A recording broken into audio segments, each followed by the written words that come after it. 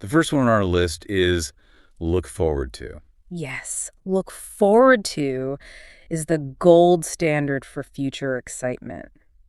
It's brilliant because it combines two things: anticipation and pleasure. You are literally looking forward to something good coming your way. And its biggest advantage is that it's a total chameleon. How so? It works in a super formal email to your CEO. I look forward to our meeting. And it works in a text to your friend. Look forward to the party. It's the perfect, classier alternative to I can't wait. But before you start using it, I have to warn you about a critical trap that trips up, I'd say, 90% of learners, even advanced ones. A trap. It seems so simple. I look forward to. What's the trap? The grammar, my friend. The grammar. In English, we're all taught that the word to is usually followed by the base form of a verb, right? The infinitive. You say, I want to go, or I need to eat. Right. But with me, look forward to, that rule is completely broken. How do you mean? So if I want to say I'm excited to see you, it's not I look forward to see you. Oh, that's a classic mistake that immediately signals you're a non-native speaker. The one and only correct way is I look forward to seeing you. The verb that follows has to have an ing ending, the gerund, or it has to be a noun. You know what? That is completely new to me. I've been writing look forward to meet you my whole life, and spell check never flags it, so I just kept going, why is it like that? Because in this phrase, to isn't part of an infinitive verb, it's a preposition, just like about or in. And prepositions must be followed by a noun. The gerund, the verb plus ing, acts like a noun here. Think of it as I am looking toward the act of seeing you. Okay, I get it now. The formula is look forward to plus noun or verbing. That one tip is going to completely change my emails. Okay, so that's for positive excitement. What about the opposite feeling? When you're in a terrible situation or dealing with an annoying person and you just have to suck it up and carry on.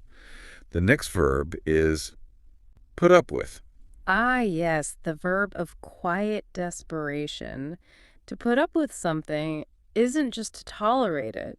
It implies the situation is genuinely unpleasant and you're making a real effort not to explode. Imagine you're on a crowded bus and the person next to you is having a loud phone conversation. You're not tolerating them, you are putting up with them. So it's stronger than the word tolerate. I kind of thought they were the same thing. The meaning is close, but the usage is totally different.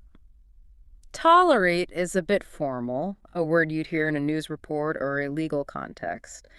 But on the street, with your friends, nobody says, I can't tolerate my noisy neighbors. They say, I can't put up with them anymore. I like that. And if you break it down, put to place, plus upward, plus with accompanying. The old origin isn't certain, but the best mental image is that you're lifting a heavy burden and carrying it with you. You're not dropping it. You're just enduring. That heavy burden image really makes it stick. So right now I'm putting up with my terrible commute every day and I'm putting up with a boring work routine. Exactly. And you can use it for people, not just situations. If your boss is difficult but you need the job, you'd tell a friend, he's so annoying, but I have to put up with him for now. That sentence is just packed with a sense of realism and, well, reluctant patience. Relatable and painful. Okay, this moves us perfectly into our second section. Survival and resources. Situations where things get tight. This next verb always gives me a mental error when I try to translate it literally. Run out of. I hear run and I picture someone jogging. But there's no jogging involved. No, none at all. This is probably the most visually deceptive phrasal verb. Run out of is the most natural, almost exclusive way to say that your supply of something is depleted. A native speaker is much less likely to say, the milk is finished. They'll say, we ran out of milk. The mental image is that your supply has run away from you. Ah, okay. So the run is more like sand running through an hourglass, not a person running a race. A quick technical question because I always mix this up. Am I the one who ran, or did the thing run? Excellent question. There are two ways to structure it. The most common way is to make yourself the subject. I ran out of time on the exam, or we ran out of sugar. The second way is to make the thing the subject, but then you drop the word of. You'd say, my patience is running out. Oh, I like that.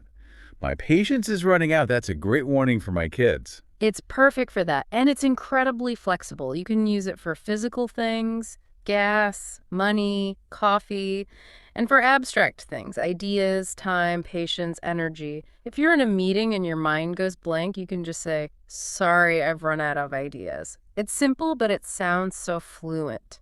Okay, so run out of means you're at 0.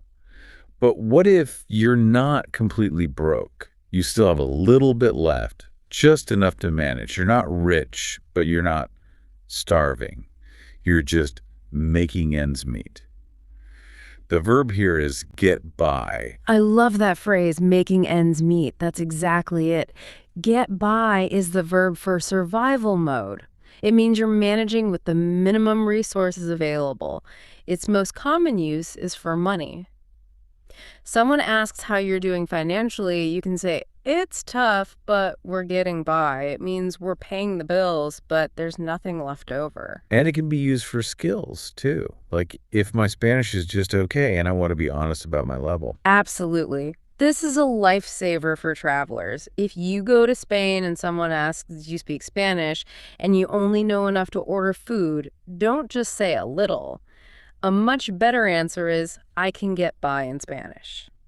It signals that you can handle basic situations, but you're not about to debate philosophy. I love verbs that are so precise. Run out of is 0%. Get by is maybe 50% a passing grade. Okay, let's shift gears to a completely different area. Social dynamics. Plans, meetings, conversations. As someone who can be a bit disorganized, I use the next one a lot, unfortunately. Call off. The king of cancellations. You have to be careful here because call off is decisive and final. It's crucial to distinguish it from its cousin, put off. Put off means to postpone. The event is still happening, just later. But call off means to cancel completely. Game over. So if, say, they called off the wedding, that's pretty serious, right? It implies they broke up, not just that the venue had an issue. Almost certainly, yes. That's a very dramatic sentence. Called off the wedding usually means the relationship is over. The origin is interesting. It comes from the idea of calling off your dogs during a hunt, telling them to stop the attack. So it has a sense of command, of bringing an action to a halt. A pretty aggressive image, but it makes the meaning clear. Okay, now imagine we're in that meeting that didn't get called off, and I want to introduce a new topic for discussion. The verb is bring up. I always want to say open the subject, but it sounds so weird. Yeah, open the subject is a very clunky literal translation. The natural idiomatic phrase is bring up. The mental image here is that the topic was somewhere down below, out of sight, and you are literally bringing it up to the table for everyone to see. Why did you bring up his ex-girlfriend? You know, I feel like bring up often has a slightly negative or awkward connotation. You rarely hear someone say, let me bring up some wonderful news. It's usually, don't bring up that argument again. That's a very sharp observation. You're starting to feel the nuance. It is very often used in the context of sensitive or difficult topics. Don't bring up the past. But it can be neutral, especially in a professional setting. In our meeting, I want to bring up a new proposal. The advice for our listeners is to be mindful of your timing when you use it, because you are summoning a topic into existence, and you need to be ready for the consequences. Got it. So call off kills the topic and bring up gives it life. Yeah. Okay, section 4. And this is my favorite because it's about drama, outcomes, and creativity. When things don't go the way we expected. This verb feels almost magical to me. Turn out. This is the verb of plot twists. We use it when the final result is different from the initial appearance or when a hidden truth is revealed. Let's say you were dreading an exam. You thought it would be impossible. But you get in there and the questions are simple. Afterwards, you'd say, the exam turned out to be really easy. The word turn suggests a coin flipping over to reveal the other side. So it's a substitute for it ended up being. It's more common, more concise, and a bit more elegant than it ended up. It's also great for describing people. My quiet neighbor turned out to be a rock star. The phrase we use in English, it turns out, is the perfect translation. It really is. The movie, it turns out, was amazing. Okay, the next one is a multi-tool that has always confused me. Makeup. I see how cosmetics, I hear it when people are fighting, and I hear it when people are lying. What is the connection? Or is it just a coincidence? It's no coincidence. This is the Swiss Army knife of phrasal verbs, but if you look closely, there's a single unifying philosophical thread. The idea of creating or constructing something. Okay, break it down for me. Meaning number one, to invent or lie. When you invent a story to explain why you were late, he made up an excuse. You are literally making an excuse from your imagination. You're constructing it. Meaning number two, to reconcile. When two friends fight and then forgive each other, they finally made up. They are rebuilding or making their broken relationship whole again. And what about makeup that people wear? The exact same idea. The noun makeup is used to create a new look, to construct more polished appearance, or to cover imperfections. So whether you're using makeup, you're either creating a lie, creating peace, or creating beauty. Wow, that is a surprisingly deep philosophy for such a simple verb. To make peace, a story, or a face. That connection means I'll never forget it. Okay, we're at our final segment, family and finality. There's a verb I hear when people say, I'm similar to my dad in personality, not just looks. Take after. Why not just say look like? Because look like is just the surface. It's superficial. You can look like someone by coincidence. But to take after someone is in your genes, in your blood. It's about inheritance. When we say you really take after your mother, it means you've taken a part of her temper, her kindness, her way of walking, and yes, maybe her looks too. It implies a continuation through generations. So it's like saying he gets that from his dad. Precisely. He gets that from is another way of saying he takes after him. And notice we only use this with family. You'd never say, I take after my best friend. There has to be a blood relation. Last one, and it's a big one. Give up. We hear this in two completely opposite contexts. Sometimes it's about failure, and other times it's about victory. It's true. Give up is the end point, the full stop. And it can go in two directions. The first direction is negative. Surrender. Waving the white flag, I gave up trying to fix my car, I admit defeat. The second direction is hugely positive. Quitting a bad habit, she gave up smoking, she surrendered in her battle against her own habit and let it go. But I've also heard the phrase, don't give up on me. What does that mean? That's the final crucial twist. Adding preposition on changes everything. If you say, I gave up the project, it just means you quit. But if you say, I gave up on him, it means I lost all hope in him. It's what you say when you've tried to help someone repeatedly and you finally washed your hands of them. The on adds a powerful emotional charge. It means my faith in that person is gone. Wow. One little word completely changes the meaning from I quit to I've lost faith in you. This language is so sensitive. Okay, so we've covered a lot today. Look forward to it. It's grammar trap, put up with for patience, run out of for depleted resources, get by for survival, call off for canceling, bring up for introducing topics, turn out for surprises, make up for creating things, take after for family traits, and finally, give up for quitting. The million-dollar question for the person listening right now who feels overwhelmed, what should they do? Look, the most important advice I can give is this. Language isn't a subject you memorize, it's a muscle you train. If you try to lift all 10 of these weights at once, you're going to pull a muscle, get frustrated, and forget everything. My practical advice is this. Pick one.